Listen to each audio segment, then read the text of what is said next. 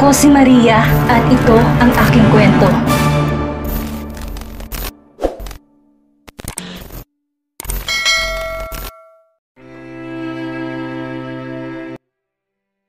Ako na magbabayad, ani Ira at tumayo.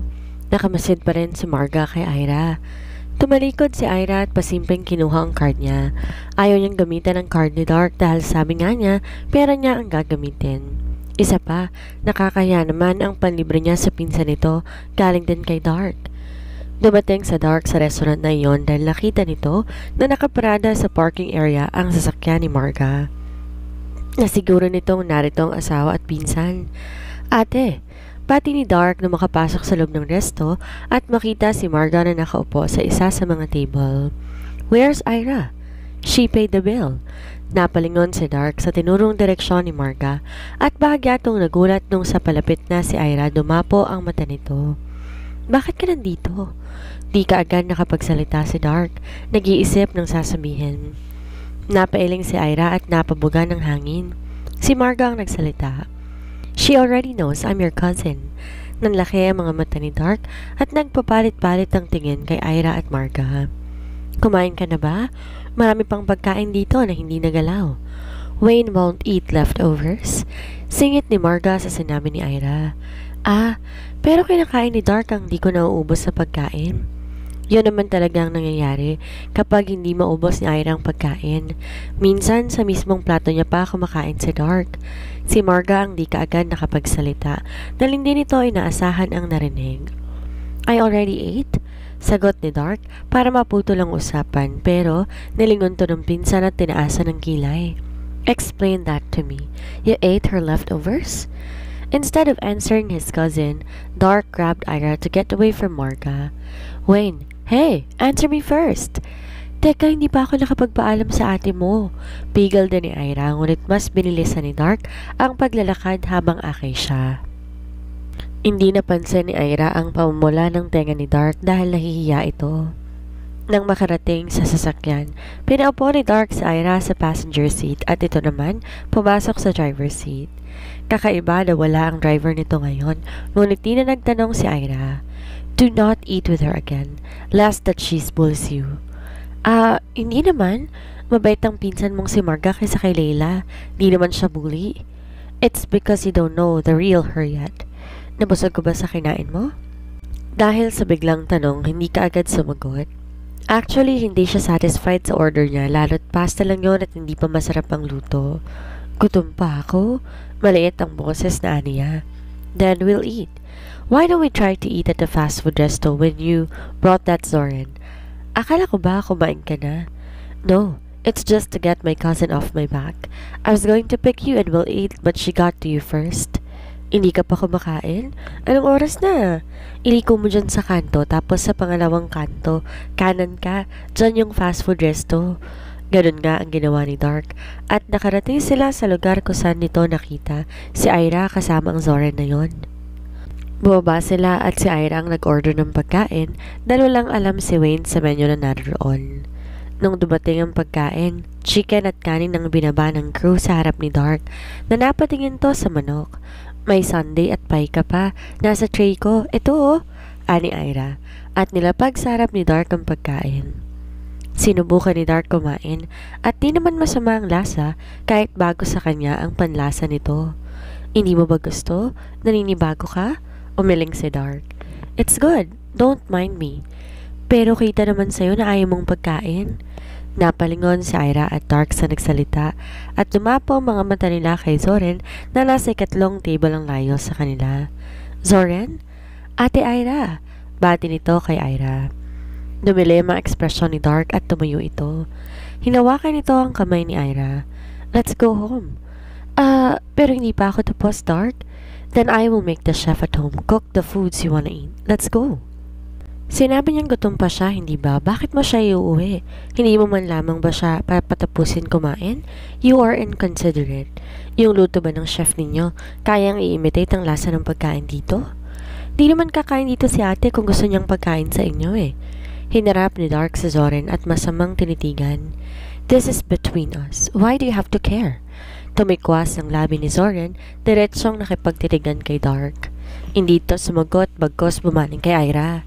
Ate, kain ka na. Hayaan mo siya dyan. You're still hungry, right? Umiling si Ira. Nawala ng gana niya dahil sa nangyayari ngayon. Hindi na pala. Busog na ako. Are you afraid of him? Don't be. She's my wife, so she doesn't listen to you. Bakit naman siya matatakot sa akin? A kid like you won't understand. Dark let out a smirk as he said that. Zoran snorted. I'm already an adult. Pero kahit bata ako, sa tingin mo, alam ko pa rin. Makinig kapag sinabi ni ating gutom pa siya, kaya hindi ko siya pipiliting umalis. Instead, I will let her finish her food first. No wonder my sister left you. Maangas ka kasi at mayabang. Di ka rin marunong tumanggap ng opinyon. You're lame. Pipigilan sana ni Ira ang dalawa na wag nang magtalo nung marinig niya ang sinabi ni Zoran. Siya ang natigilan ngayon at di agad nakakilos. Sumama ang mukha ni Dark nung may narinig iyon at malamig ang tingin ay binato kay Zoran. He did not expect that he could mention that woman in front of him. He grabbed Ira and they immediately went out. Bitiwan mo si ate? Galit na sigaw ni Zoran. Sinubukan humabol ni Zoran ngunit usok ng humahagibis na papalayong sasakyan ang naabutan nito. Napamara na lang si Zoran sa inis. Ano yung sinabi ni Zoran kanina? Di tinapunan ng tingin ni Dark si Ira ngunit nagsalita ito. I did not hear it clearly so I don't know. Stay away from that kid, Ira. Ira lowered her gaze and bit her lips. Di nito gustong pag-usapan ang kapatid ni Zoran dahil siguro affected pa ito. Zoran's sister is his ex, right? She could only guess it. Wala siyang ganong alam kay Dark at gusto naman niyang kilalanin ng asawa, umuurong ang lakas ng loob niya, lalo pa ngayong tinanong niya ito, ngunit umiwas lang si Dark. She could only smile bitterly and utter a yes to Dark. Kausap ngayon ni Ira sa cellphone si Carla dahil mag-isa lang siya sa kwarto ngayon. Si Dark paniguradong nasa study room ito at may inaasikaso. Alam kasi ni Ira na kahit wala tong trabaho, may mga business itong minamanage. Kaya siya tumawag kay Carla ay para may makausap na alam niyang maiintindihan siya ng kaibigan. Yamin, may taong hindi makalimutan ng asawa mo at dahil nabanggit sa harap niya nasira ang mood niya? At yung ex ng asawa mo, kapatid nung nagligtas sa'yo? Ira bit her lips and hummed as a yes. Napabuga rin ng hangin si Carla sa narinig. Anong gagawin mo ngayon yan? Di naman nag-cheat ang asawa mo, pero bilang asawa niya kilala kita at alam kong nagdamdam ka. Lumunok muna ng laway si Ira at hirap bago nagsalita. Hindi ko alam, pero bakit pa ako magtataka? Nakilala ko siya dahil sa taong niloko sa kanya at nagpakasal kami kasi ayaw niyang lumabas sa talunan. Dapat alam ko na doon pa lamang na may tao siyang di makalimutan. Pero nasasaktan ka, bulong ni Carla. Oo, ayoko magsinungaling at sabihing ayos lang ako kasi tinuturing ko ng asawa si Dark. Masakit pero hindi naman sobra. Kaya ko naman ang sakit, Carla. Curious lang ako kung bakit ako pinakasalan niya. Nung una akala ko dahil sa ex niyang kasama ni Leo, pero kita ko hindi siya apektado sa hiwalayan nila. Kung may iba palang laman ng puso niya, bakit niya ako pinakasalan? You're close to Zoran, di ba? Bakit di siyang tanungin mo, Bebs? Sigurado mas alam niyang totoo dahil ang sabi nga niya, sister niya yung ex ng asawa mo. Naisip ni Ira na tama si Carla sa suggestion nito. Tama ka, Carla. Kapag nakausap ko ulit si Zoran, itatanong ko sa kanya ang tungkol dyan. Maraming salamat, Carla. Sus, ano ka ba? Para ka namang others? Wala nga yata ako natulong sa'yo eh. Pero kung broken ka, ayain mo lang ako. Ikakain natin yung sakit. Lahat nasusolve ng masarap na pagkain. Natawa si Ira. Binaba niya rin ang tawag at nag-aayos na siya para matulog nang tumunog muli ang cellphone niyang nasa ibabaw ng kama. Kinuha niya yon sa pag-aakala na si Carla at may nalimot lang na sabihin. Hello, Miss Ira Gonzaga po ba ito? Sa hindi malamang dahilan, kinabahan si Ira. Yes, ako to. Sino sila? Sa ospital po ito, Miss Gonzaga. Sinubukan namin tawagan si Mr. Oxford pero cannot be reached ang number niya na nasa amin. Kaya ikaw ang sunod naming tinawagan? Wala pong masamang nangyari kay Lola at maganda rin ang reaksyon ng katawan niya sa pacemaker. Ang problema po, may nagpapakilalang anak ni Lola at pilit na kinukuha siya sa amin. Hindi po kami pwedeng tumanggi sa immediate family ng pasyente, kaya kailangan ko pong i-confirm sa inyo kung kilala niyo sila. Nanlaki ang mga mata ni Ira at tumahip ng mabilis ang puso niya. Papunta na ako dyan. Huwag niyong hahayaan na makuha nila si Lola. Mabilis na lumabas ng kwarto si Ira at tumiretso sa study room. Ngunit pagpihit niya ng seradura, naurinigan niyang may kausap si Dark, kaya siguro hindi ito matawagan. Wala siyang nagawa kundi mag-request kay Butler James na ihanda ang kotse para pumunta sa ospital. Tinanong lang ni Butler James kung saan siya pupunta at nung sinabi niya kung saan, tumango ito. Nakarating si Ira sa ospital at sa labas ng private room ng Lola, nakita niya ang tiyahin at ama na sinisigawan ng doktor at nurse na naroon. "Bakit kayo nandito?" Galit niyang sigaw. "Dok," itanong niya sa kanya kung anong totoo. "Nanay kong nasa ospital na to kaya may karapatan akong ilabas siya rito." "Ira, sabihin mo sa kanila ang totoo. Ano, siniraan mo ba kami sa kanila kaya ayaw nilang i-release ang lola mo?" "Hindi ba pwedeng ilabas si Lola dahil nagpapagaling siya? At bakit kayo nandito? Alam ko namang wala talaga kayong pakialam sa kanya dahil kung meron, dapat noon pa lang inasikaso nyo na siya." "Bastos kang anak. Paano mo nasasabi yan sa ama mo? Pamilya mo pa rin kami, Ira. Nakapag-asawa ka lang ng may kaya, naging bastos ka na. Suwail, pagkatapos ka naming palakihin. Hindi nyo ko inalagaan. Walang pamilyang tulad yung ibebentang anak para sa sariling kapakanan. Si Lolang nag-alaga sa akin. Pinainom niyo ako kung ano at halos ialok sa boyfriend pa ng kapatid ko. Gawain ba yan ng matinong magulang? Hindi ko kayo pinapulis dahil iniisip ko pa rin kapamilya ko kayo. Pero ibang usapan kung ilalagay niyo sa alanganin si Lola. Anong gusto mo? Magtawag ako ng pulis ngayon din?" "Anong sinasabi mo? Walang katotohanan yan, Amante. Ayusin mo ang anak mo." Pinandilata ni Matet si Amante at nag-usap ang dalawa sa tingin, kaya mabilis hinawakan ni Amante si Ira. "Iuuwi kita nang madisiplina ka dahil bastos kang anak." "Bitawan mo ko," sigaw ni Ira. May ilang nurse na tutulong ngunit mabilis silang pinagbantaan ni Amante. "Anak ko to kaya wala kayong karapatang makialam." May nurse na pasimpleng nag-message sa pulis ngunit hindi ito nagpahalata. Ito lang may tutulong kay Ira dahil takot ng nurse na madamay sa gulo. "Tulong! Bitiwan niyo ako! Tulong!" Patuloy naman sa pagkalagad si Amante kay Ira. Huminto sila sa elevator at ipapasok si Ira doon ngunit may tao pala. Nanlaki ang mata ng taong nasa elevator kaya mabilis tong lumabas mula doon at sinipa si Amante na hawak si Ira. "Ate Ira, anong ginawa mo sa asawa ko?" Tili ni Matet at tinalohan ang sumadsad na si Amante. Mabilis na tinayo ni Zorin si Ira. Tinago sa likod nito nung makita nitong tumayo si Amante. "Ayos ka lang, ate?" "Ayos lang ako. Salamat sa pagligtas muli sa akin." Nanginginig pa rin si Ira. Iniisip niya na kung di dumating si Zorin, baka kung saan na siya dinala ng ama. "Sino sila? Tatawag ba ako ng pulis?" "Ako ang tatawag ng pulis," ani Ira. Kinuhang cellphone niya at tumawag. Huli na para pigilan siya ng ama at tiyahin. "May gana ka pang mag-report sa pulis? Nasaktan ng ama mo kaya kayong ikukulong. Makikita mo, Ira." "Ate?" Nagulat si Zoren sa narinig na ama ni Ira ang sinipa nito. "Oo, ama ko siya pero sa dugo lang. Hindi ko siya matatanggap na ama dahil gusto niya ako ipagbili."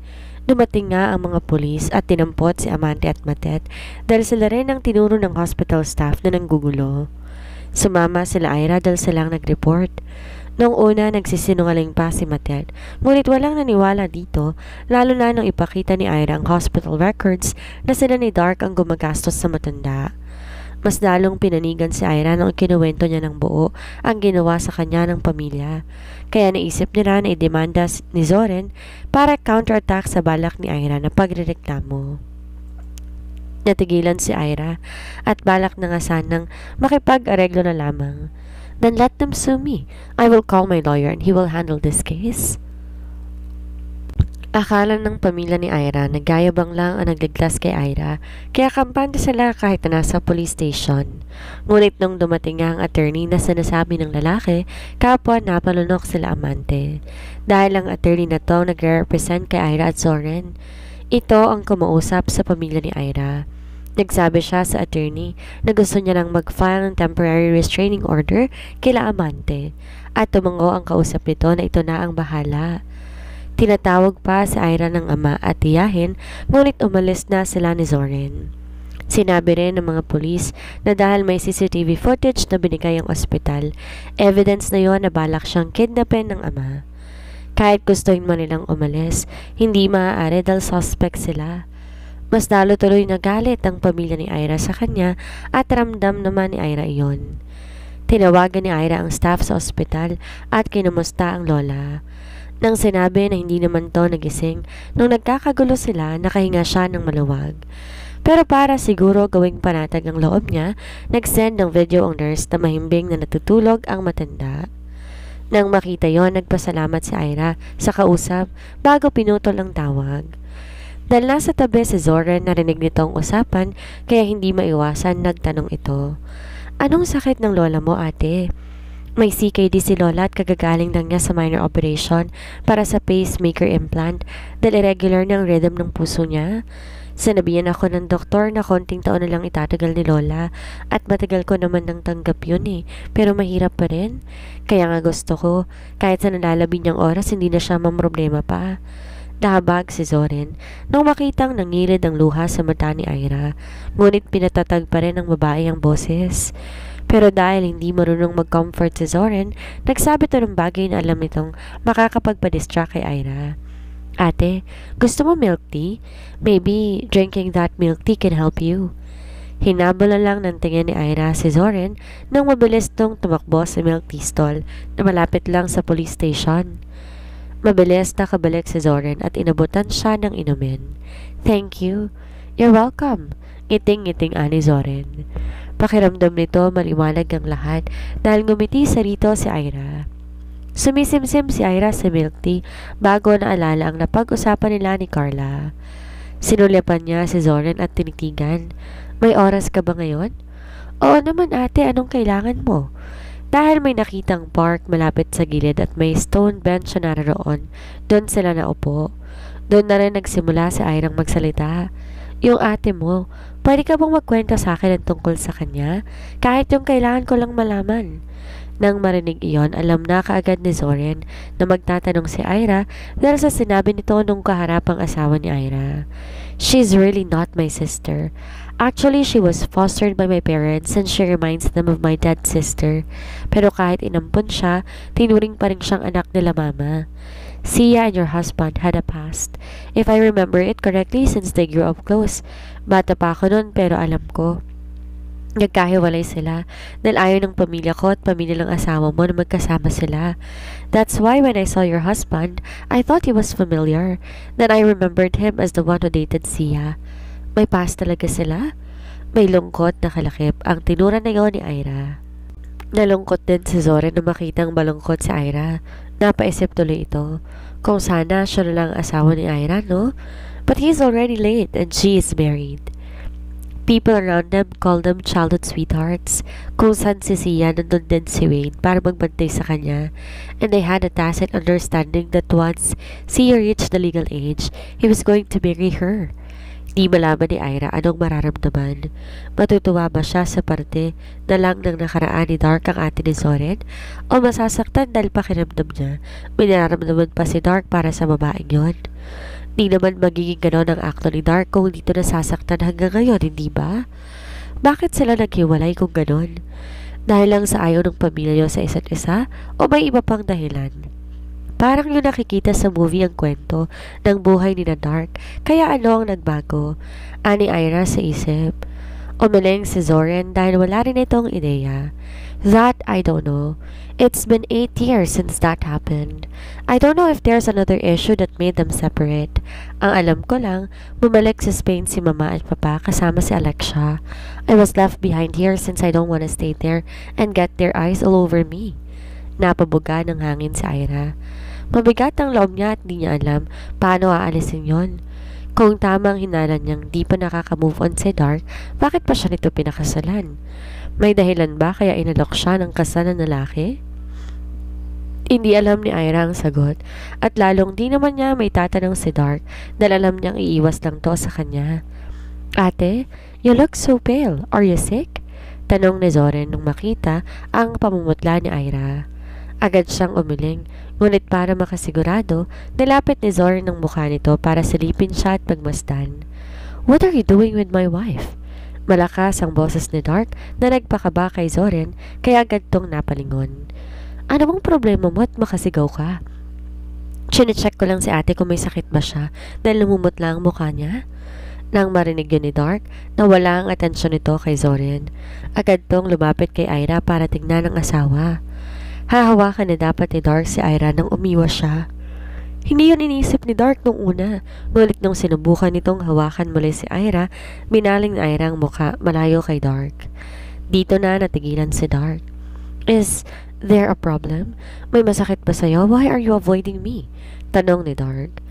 Ira stood up from the bench she was sitting on and glanced at Zoren before she turned to Dark again. She smiled at Dark. "Ayos lang ako. Malalim kasi iniisip ko kaya hindi ko narinig na paulit-ulit akong tinawag ni Zoren." "Umuwi na tayo, Dark." "Bye, Zoren. Ingat kapag uwi. Salamat kanina." Umalis na sila Ira at gustong-gusto ni Zoren pigilan ng babae at sabing wag nang sumama sa asawa nito, pero alam nitong wala itong karapatan. Lalo pat sa kabila ng lungkot, kita pa rin ni Zoren na sumaya si Ira nung makita nito si Dark. That made him a little heartbroken. He could only sigh in annoyance. But then, Dark looked back, stared at Zoren and glared at him with a warning. Zoren glared back and raised his middle finger to him.